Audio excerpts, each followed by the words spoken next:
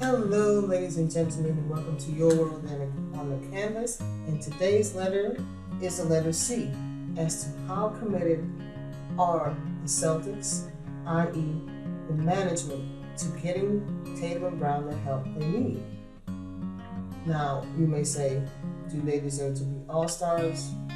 I say they do. But, first, before we begin, I would definitely like you to listen to what Brad Stevens has to say in the huddle. One possession at a time. Games like this all the time. One possession at a time. Give yourself an opportunity. Every possession. Every kick. Every jogging back. Every rebound. Execute. Get for the shot. As you can see, Grant Williams was rubbing his head like, Coach, where's the passion? Where's the motivation? But I already dug on that on Brad Stevens for that. He just needs a good cop, bad cop person next to him. He needs a bad cop. He doesn't have it as a player. He doesn't have it as a coach. But that's going on. So let's look at it in a different light. So when are Tatum and Brown at the best? When they're committed to running down the court, flying down the court, and someone is getting them the ball. Not when they have the responsibility of bringing the ball down the court, setting up the offense, getting their own shot, and creating for others, because that is not their job. And the pundits are trying to say that's their job. That's the job of the point guard. If you look at Tatum, when he's at his best, it is not for him dribbling the ball between his legs like he does here and taking the shot. Yes, he can make it. In the first 2 years, yes, he was getting away with it. But now, of course, as naturally as a young player grows and sees that his skills are befitting where he needs to be, then we can say something. But before that, we can't.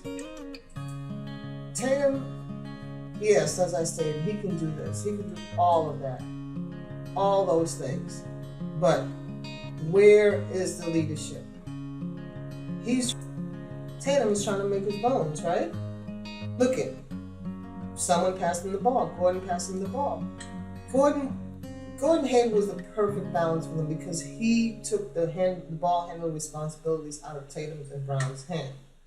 So I believe that Danny felt that because of their ascension as all-stars and potential to be all-stars last year, he did not really try to give Gordon Hayward, a little bit more money. And of course the injuries play a factor in that. And he's still gets injured, whilst he's in Charlotte. But I haven't seen anything significant that has kept him out for a long time. However, doing this with the ball in his hand, yes, he's capable of it, but now, teams just load up on them.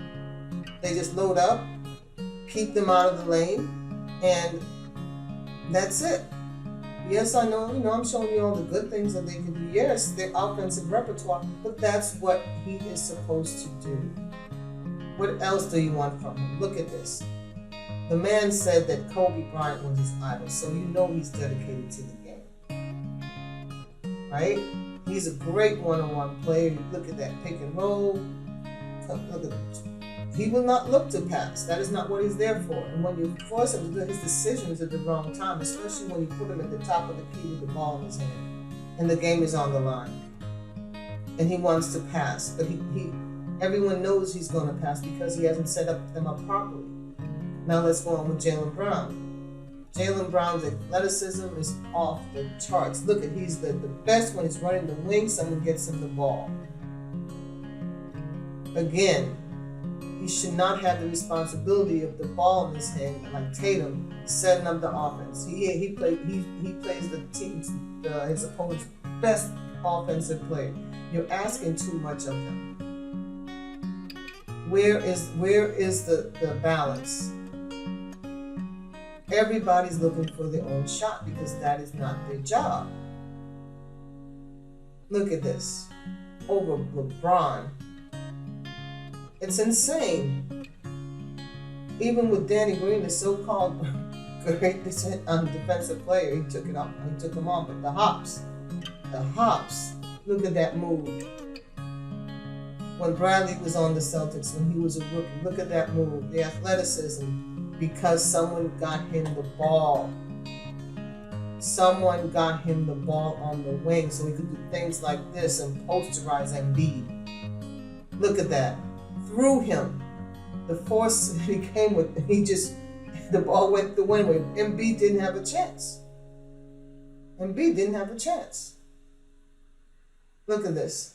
Pick and roll, coming up with Tyree, got the ball, boom, 3-pointer. Now, he's tired. He's like, I'm just going to jack it up because you're asking too much of me.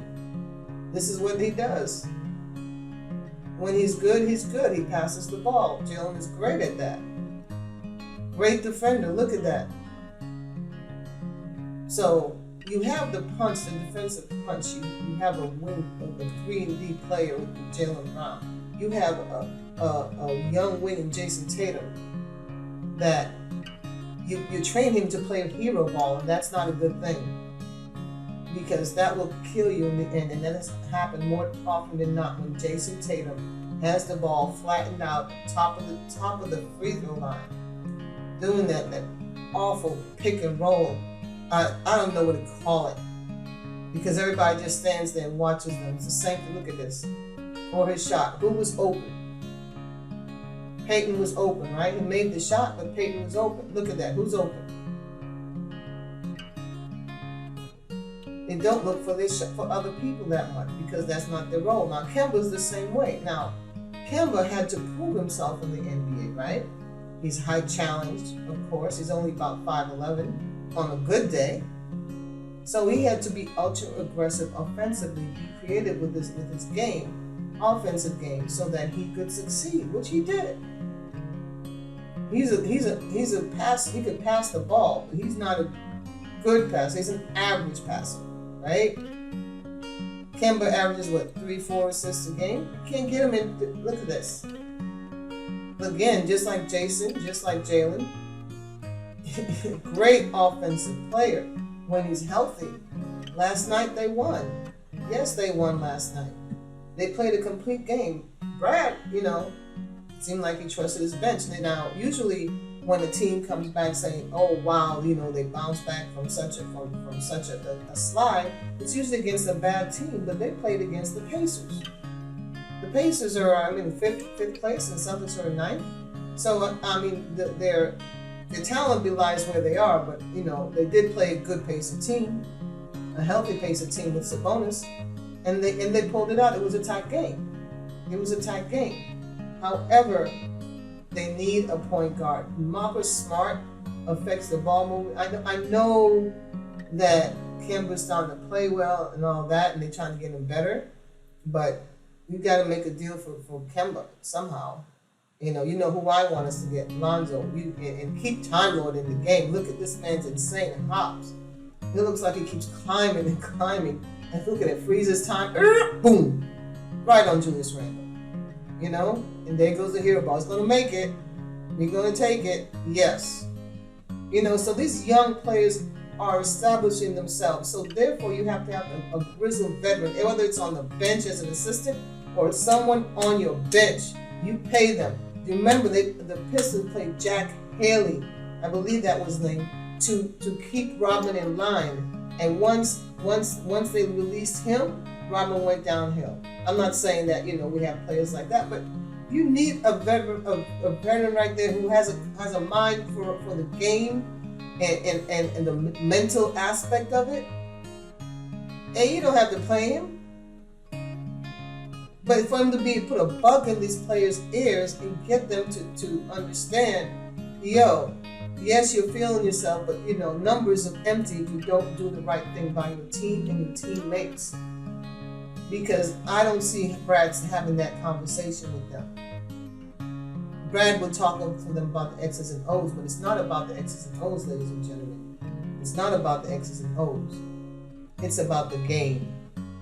The game, the mental side of the game, the mental aspect of the game that the coach and the players need to grow into. So what do you think, ladies and gentlemen? What do you think? Should we go ahead and get us another point guard? Or Marcus Smart? I know he's a linchpin, of our aggression on defense. But is he the one that took the team out of bounds? So is the GM Danny Ainge to blame, or the coach to get the correct coaching staff in there? Someone who will speak on the mental side of the game and what it takes. Get a special assistant to the GM. Don't get KG. I think KG is ready for it. Doesn't he have a book out now about his life with the Celtics? I think he does. So let's go ahead, ladies and gentlemen. Let's see what we got here. Leave your comments and let me know.